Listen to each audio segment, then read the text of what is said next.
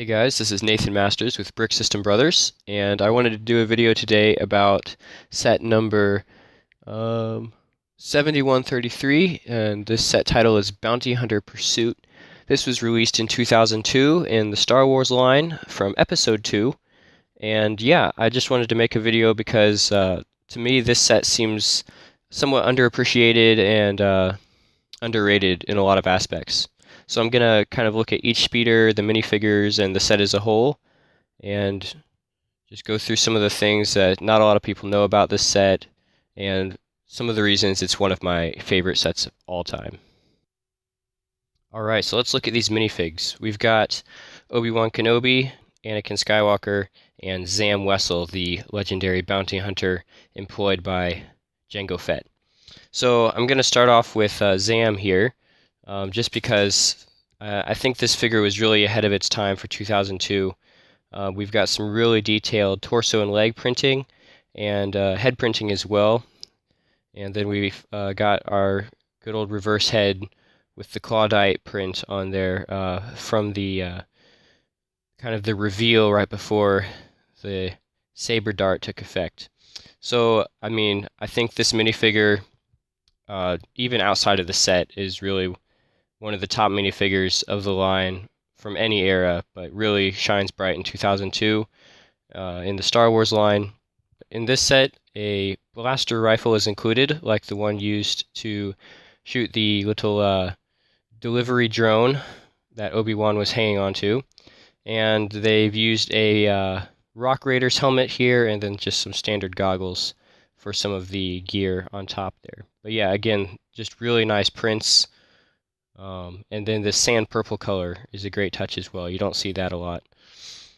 Alright, and then our two good old Jedi Knights here, Obi-Wan and Anakin. I'm pretty sure the Obi-Wan print on here is pretty standard. Standard head and hair as well. But then on this Anakin print, I hadn't really seen this black detail on a lot of other sets. So that's pretty interesting. And then also a slightly modified classic smile for Anakin's head here. And their lightsabers both have these chromed hilts, which are really nice. I wish LEGO still did that, but yeah, so the chromed hilts are a nice touch, and I think these are pretty standard issue with the classic Star Wars sets as well. So again, like, we're not going to get really detailed back printing or anything. It is 2002, so pretty happy with these figures for what they are. Alright, let's look at this bad boy speeder. So this speeder has an official name. I'm not sure what it is. It's like RX-20 or something. I haven't really checked. But LEGO did a really good job recreating some of the details we saw in the movie. Number one, we've got these chrome headlights, which are actually Scala cups, or Scala cups, however you pronounce that. Chrome was not... This is not the only set with the chromed color, but it is the only set with two of them, I believe, in chrome.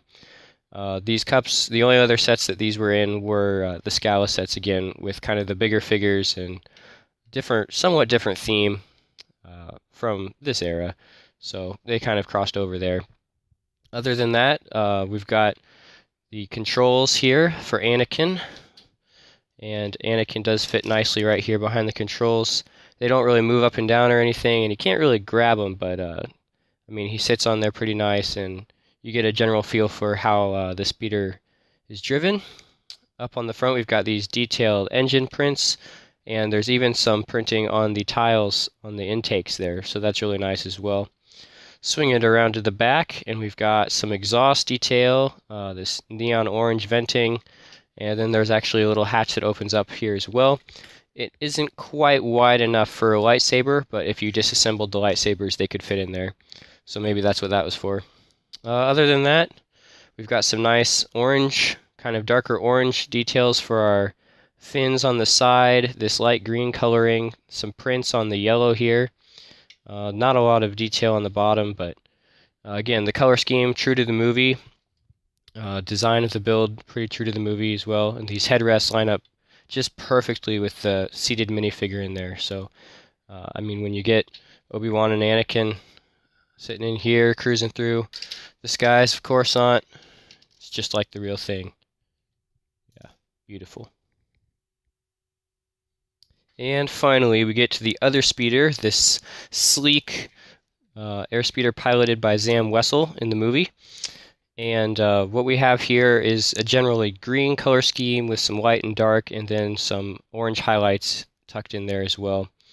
Again, really true to what we saw on screen as far as the shape goes and where elements are placed.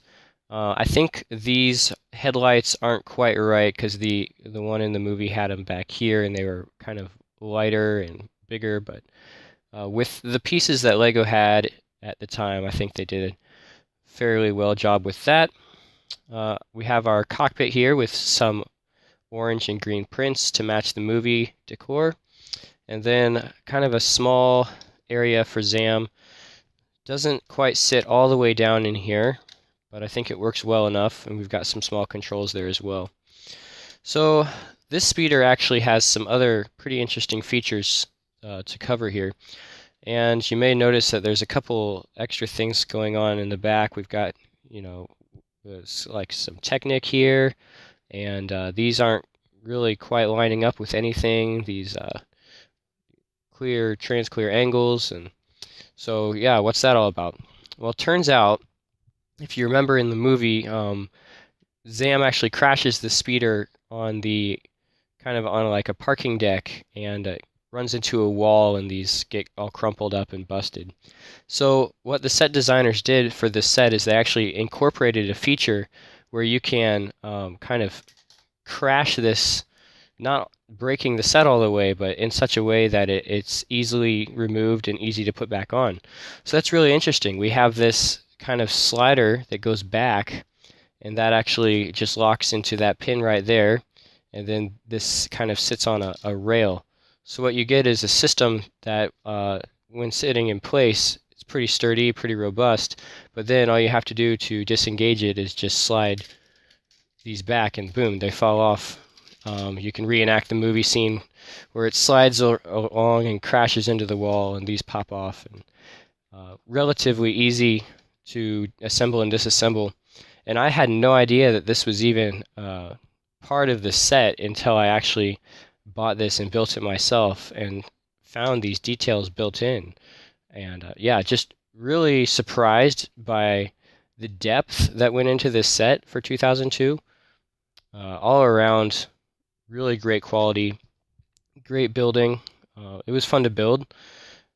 There's even a few pretty interesting techniques included. So to get this windshield centered on the front here, we're using some combination of Technic elements and normal pieces. We've just got a Technic brick here, and then this is a 5 wide that's not used a whole lot in mainstream sets, more in Technic, but manages to make it work here.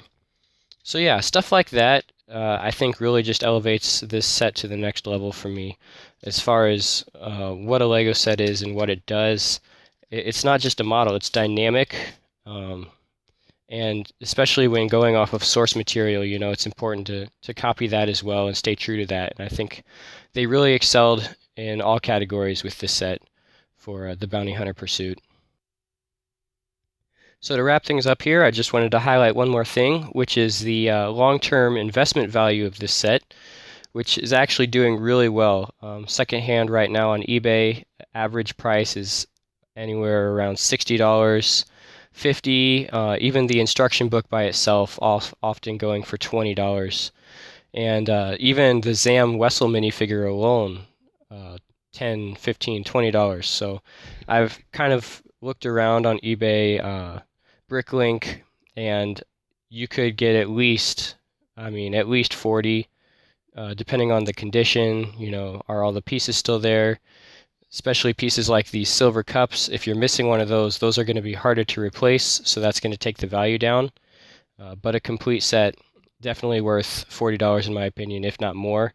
And I think that's gonna hold up for a while. So we're not going to see this kind of go crashing down, especially as long as it's been around, since 2002. Now it's 2019.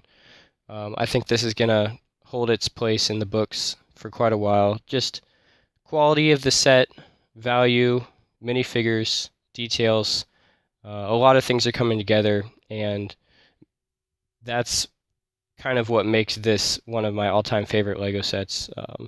Certainly one of my favorite, if not the favorite of the Star Wars line. And I'm really glad I was able to pick this up this year. I had been looking for a little while, and glad I waited for the right time. I found a deal on it, and really happy with the set. So I will definitely be keeping this together. Hopefully figure out a way to display it.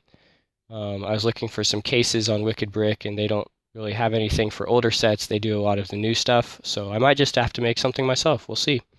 But yeah, I mean, if you guys didn't know about the set before, I hope this kind of was able to shed some light on what it is and what makes it so cool, in my opinion. And if you are thinking about getting it, I would say definitely yes, you should get it, but maybe wait and find some deals, find one incomplete that you could work on completing maybe, and see what you're able to do with that. So, all right, I'll see you guys later.